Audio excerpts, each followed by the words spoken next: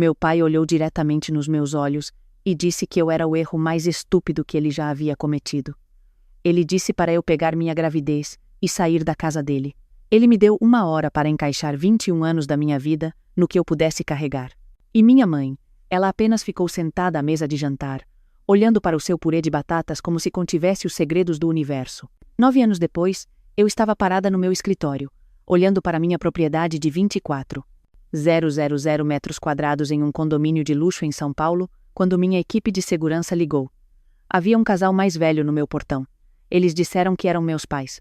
E pela primeira vez em quase uma década, sorri ao pensar em Geraldo e Constância Hall, porque o erro estúpido que eles jogaram fora estava prestes a decidir se eles valiam sequer uma conversa.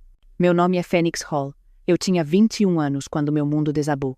E eu preciso contar como construí um novo a partir dos destroços. Crescendo em São Paulo, eu nunca fui a filha que meu pai queria. Geraldo Hall era dono de uma construtora de médio porte. E desde o momento em que nasci, ele deixou claro seu desapontamento. Ele queria um filho. Ele me teve. Então, ele decidiu fingir que a diferença não existia. Enquanto outras garotas da minha idade aprendiam a fazer tranças e escolher vestidos de formatura, eu estava aprendendo a trocar pneus na nossa garagem, passando verões, transportando materiais em seus canteiros de obras e jogando softball. Meu pai tinha um plano para mim. Eu seria o filho que ele nunca teve. Eu assumiria a construtora Hall e continuaria seu legado. O fato de eu ser uma garota era apenas um inconveniente que ele optou por ignorar. Eu aprendi a engolir meus sentimentos, a me apresentar, a conquistar. Eu estudei administração porque era o que ele esperava. Eu tirava notas máximas, porque qualquer coisa menos significava uma bronca sobre potencial desperdiçado.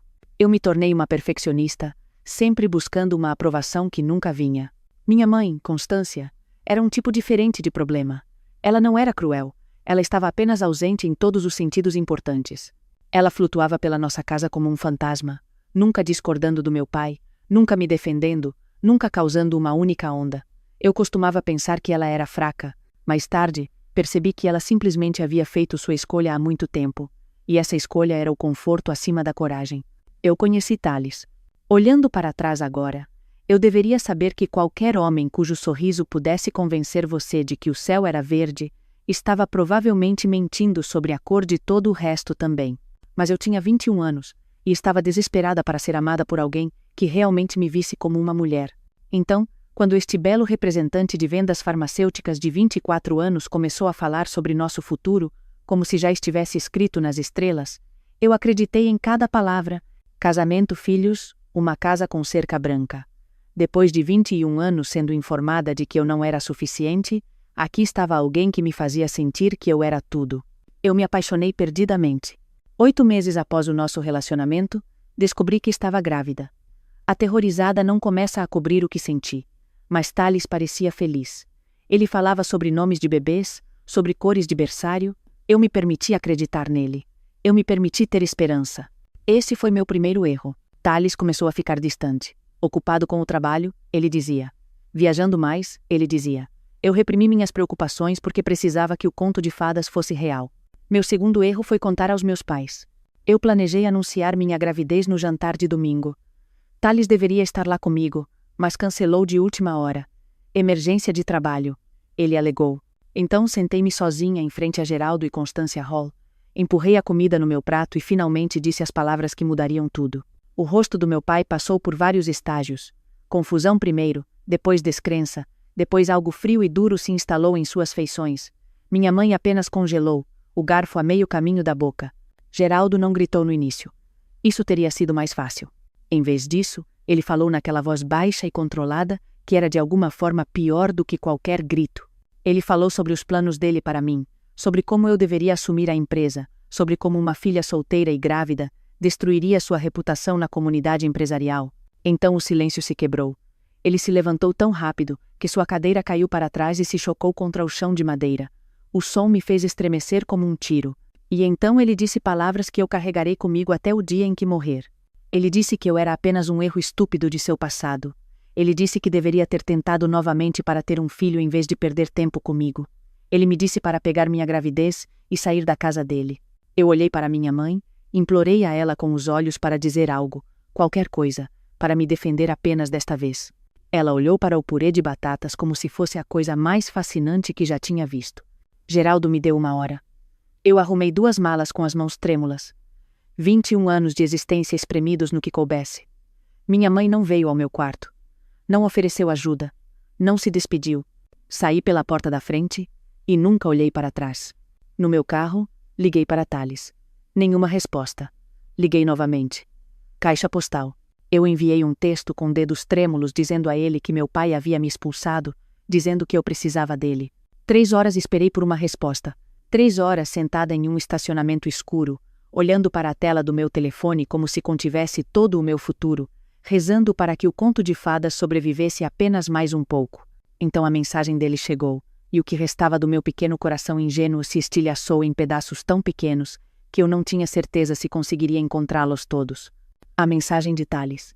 6 palavras. Isso é tudo que ele me deu. Depois de 8 meses, depois de todas aquelas promessas, depois de falar sobre nosso futuro e nosso bebê, 6 palavras em uma tela brilhante, em um estacionamento escuro. Ele disse que não podia fazer isso. Ele disse que sentia muito. Ele me disse para não entrar em contato com ele novamente. Eu não ouvi. É claro que não ouvi. Liguei para ele umas 40 vezes naquela noite. Cada ligação ia direto para a caixa postal, até que eventualmente, o número simplesmente parou de conectar. Ele havia me bloqueado. Na manhã seguinte, dirigi até o apartamento dele. Eu precisava de respostas. Eu precisava olhar nos olhos dele e entender como alguém poderia se transformar do príncipe encantado em um fantasma da noite para o dia. Uma mulher atendeu a porta. Ela era bonita, arrumada, usando um anel de noivado que captava a luz da manhã.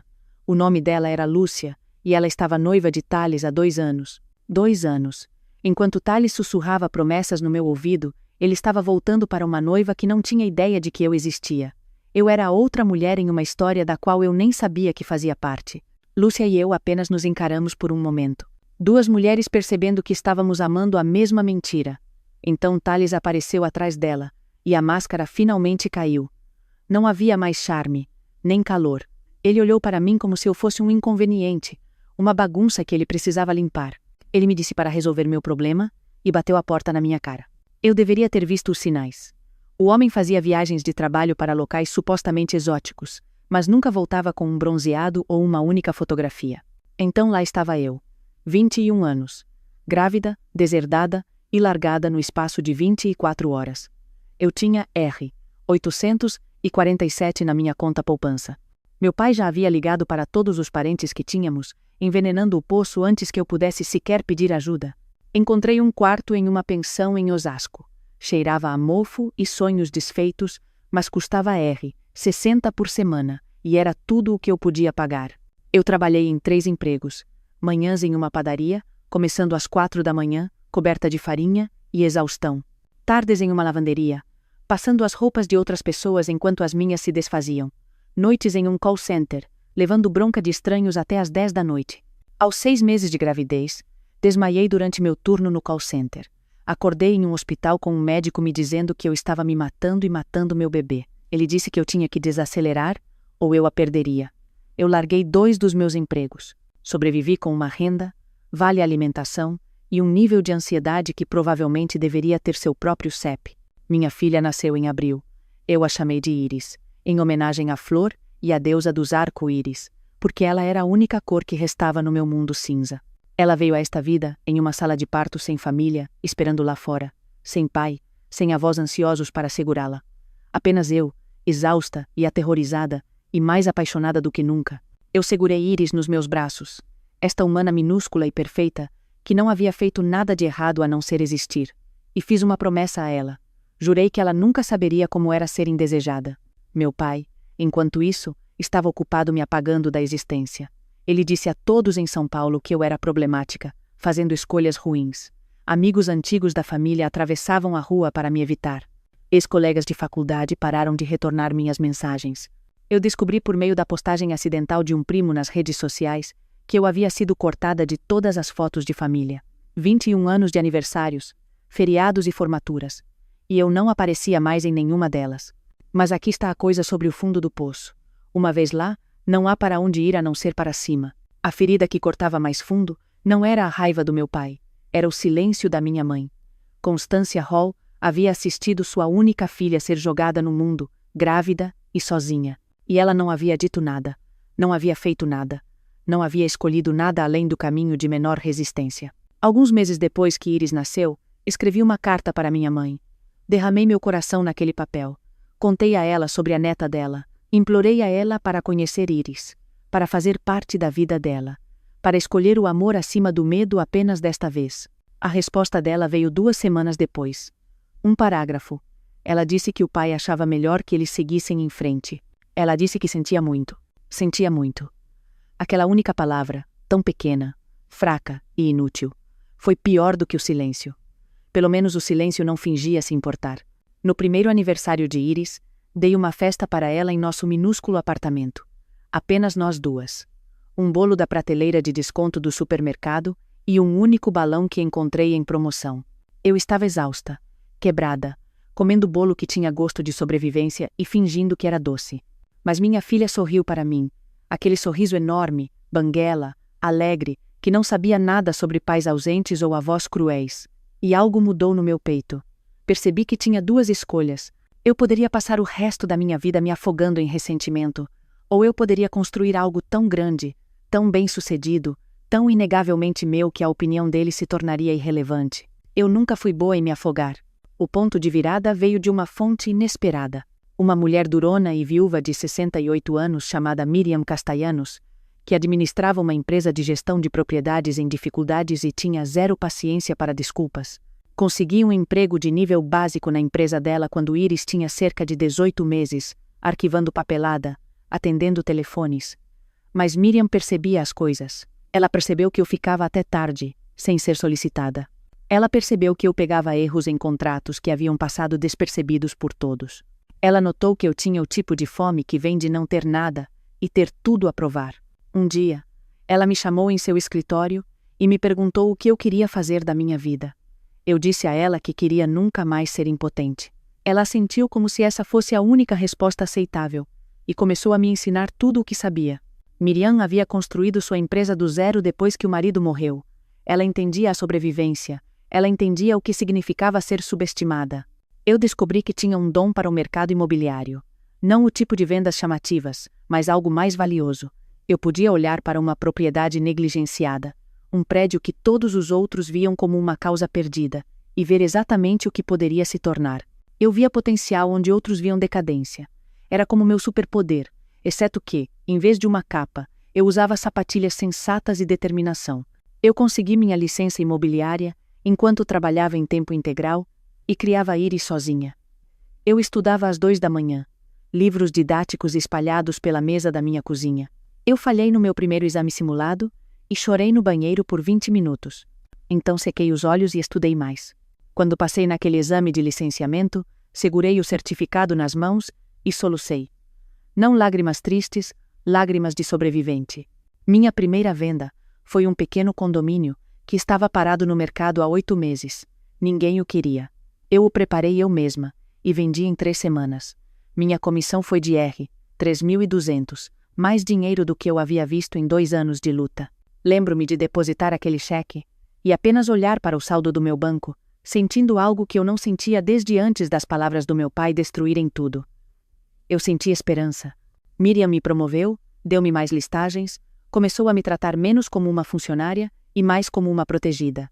Quando Iris tinha 3 anos, ela me perguntou por que não tínhamos um quintal. Eu me ajoelhei ao nível dela e fiz uma promessa. Eu disse a ela que um dia teríamos o maior quintal de São Paulo. Ela me fez um desenho naquela noite. Uma casa, grande demais, com um quintal que ocupava a maior parte da página e 2 figuras de palito de mãos dadas, eu e ela. Coloquei aquele desenho na minha carteira e o carrego todos os dias desde então. Mas o sucesso não vem sem contratempos. Eu lutava constantemente com uma voz na minha cabeça que soava exatamente como meu pai. Toda vez que eu buscava algo maior, aquela voz me dizia que eu era apenas um erro estúpido. Miriam percebeu. Ela me sentou em uma tarde e me contou sua própria história de ser rejeitada e duvidada. Ela olhou diretamente nos meus olhos e disse algo que eu nunca esqueci. Ela me disse: a melhor vingança não é provar que eles estão errados. A melhor vingança é esquecer que eles existem enquanto você constrói seu reino. Nessa época, Thales decidiu ressurgir. É claro que sim. Ele me encontrou nas redes sociais quando Iris tinha 4 anos. A mensagem dele era de falsa preocupação e perguntas cuidadosamente formuladas. Ele tinha ouvido que eu estava melhor. Ele queria reconectar. O que ele queria dizer era que ele tinha ouvido que eu não estava mais indigente e queria aliviar sua culpa ou ver se havia dinheiro para ser ganho. Eu tirei print de todas as mensagens, salvei-as em uma pasta e nunca respondi. Aqui está algo engraçado, porém. Lúcia, a ex-noiva dele, entrou em contato comigo separadamente na mesma época. Aparentemente Thales também a havia traído. Ela estava felizmente casada novamente com um homem decente e queria se desculpar por como tudo aconteceu. Acabamos nos tornando amigas. Eu comecei a ouvir sussurros sobre a construtora Hall por meio de registros públicos e fofocas do setor. Meu pai havia se estendido demais, feito empréstimos ruins com termos piores, e sua empresa estava lentamente sangrando. Sua mãe teve que dispensar a empregada. Eles pararam de sair de férias anuais, pequenas rachaduras na fachada. Eu não senti satisfação. Ainda não. Eu estava muito ocupada construindo meu próprio império, para gastar energia no dele que desmoronava. Aos 28 anos, eu havia aprendido algo importante sobre mim mesma. Eu não era apenas uma sobrevivente. Eu era uma construtora. Miriam Castellanos decidiu se aposentar. Ela me ofereceu toda a sua lista de clientes por um preço tão baixo que era praticamente um presente. Eu tentei argumentar. Tentei pagar a ela o que realmente valia. Ela apenas olhou para mim e disse que esse era o investimento dela no futuro. Lancei a Fênix Imóveis de um pequeno escritório em Barueri, com uma mesa, uma cadeira e mais ambição do que metragem quadrada. O nome não era sutil, mas a sutileza nunca me levou a lugar nenhum. Eu era uma fênix. Eu havia queimado e eu havia ressuscitado. Minha especialidade tornou-se encontrar propriedades negligenciadas em bairros que estavam prestes a se transformar. Edifícios que todos os outros descartavam como causas perdidas. Eu os comprava, restaurava com inteligência e os vendia por consideravelmente mais do que paguei. Meu primeiro grande projeto me rendeu R$2 milhões de lucro. Eu me lembro de estar sentada no meu novo escritório, olhando para os números, tentando fazê-los parecer reais. 8 anos antes, eu estava comendo bolo de aniversário amassado em uma pensão. Agora eu era milionária. Não herança, não dinheiro de família. Meu. Cada centavo ganho por meio de trabalho e vontade. Eu mantive um perfil discreto durante esses anos. Usei meu nome comercial em tudo, raramente meu nome pessoal. Nenhuma presença nas redes sociais, nenhuma exibição chamativa de sucesso. Iris permaneceu meu centro. Quando ela tinha 7 anos, começou a perguntar sobre a voz. Eu contei a ela uma versão simplificada da verdade. Expliquei que às vezes adultos fazem escolhas que machucam as pessoas que deveriam amar, e meus pais fizeram essa escolha. Ela pensou sobre isso por um momento. Então encolheu os ombros e disse que era a perda deles, porque eu era a melhor mãe do mundo. Eu chorei no chuveiro naquela noite. A essa altura, eu estava com Russell. Russell Okonkwo era um arquiteto, 34 anos, divorciado com um filho pequeno, brilhante em seu trabalho e paciente de uma forma que me era estranha. Ele não tentou escalar meus muros. Ele apenas apareceu consistentemente, respeitou meus limites e provou por meio de ações que era exatamente quem parecia ser. Enquanto isso, eu mantinha um controle sobre a construtora Hall por meio de registros públicos. Geraldo havia perdido 2 grandes contratos. Ele havia feito uma segunda hipoteca na casa da minha infância, a casa da qual ele havia me expulsado com tanta fúria. Eu vi a listagem. Quinta Thornfield, 5 quartos, 24,000 metros quadrados, uma propriedade histórica em um condomínio de luxo em São Paulo. Estava a 5 quilômetros da casa dos meus pais. Também estava em um dos melhores distritos escolares. Eu disse a mim mesma que estava comprando porque era um bom investimento. Mas eu estaria mentindo se dissesse que não sorri quando assinei aqueles papéis. Nós nos mudamos para a Quinta Thornfield 2 semanas antes do 9º aniversário de Iris. Eu tinha 30 anos. Era self-made, bem-sucedida, além de qualquer coisa que meu eu de 21 anos poderia ter imaginado. Mas São Paulo é uma cidade pequena, e segredos têm uma vida útil muito curta. Os sussurros começaram dias após minha mudança. Você ouviu dizer que a filha de Geraldo Hall está de volta? Aquela que ele expulsou anos atrás. Ela está morando na Quinta Thornfield, a propriedade de R$8 milhões. Eu ouvi os rumores em segunda mão.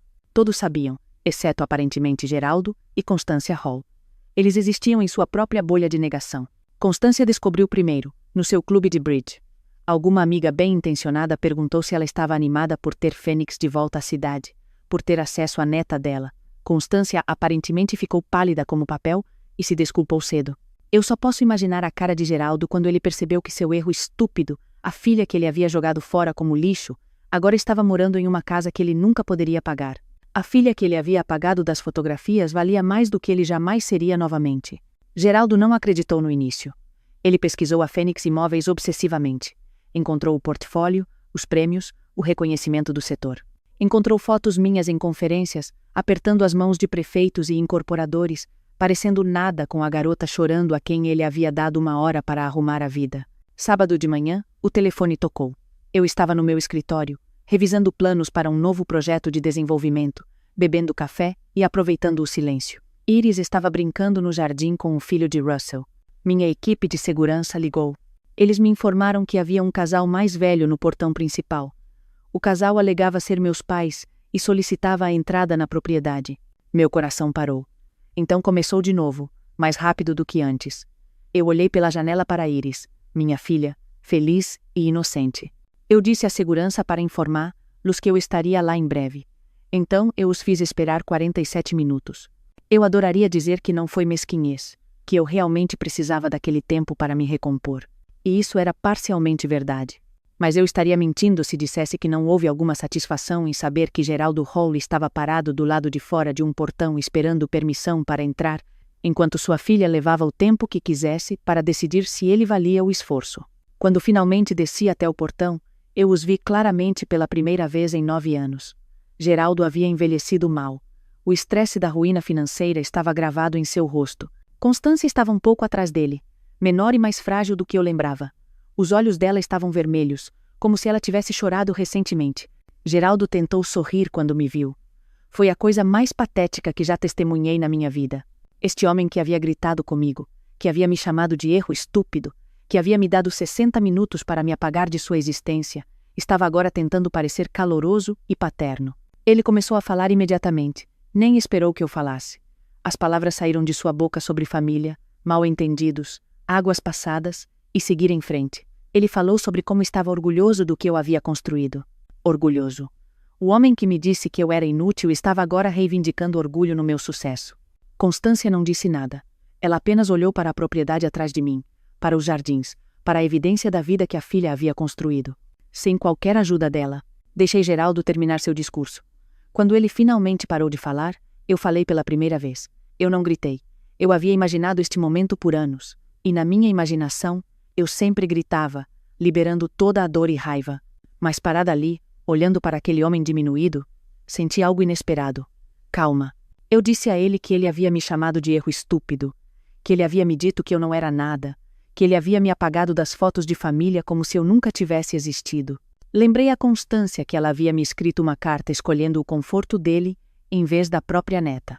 A fachada de Geraldo rachou. Ele admitiu que a empresa estava falida. Eles estavam prestes a perder a casa. Tudo o que ele havia construído se fora e ele precisava de ajuda. Ele realmente disse essas palavras para mim. Ele disse que eu tinha que ajudá-los porque eles eram meus pais. Eu quase ri. Quase.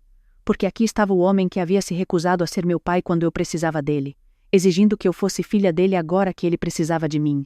Eu olhei para Geraldo por um longo momento. Olhei de verdade para ele. E sorri. Não com crueldade, não com vingança, não com a satisfação de vê-lo sofrer.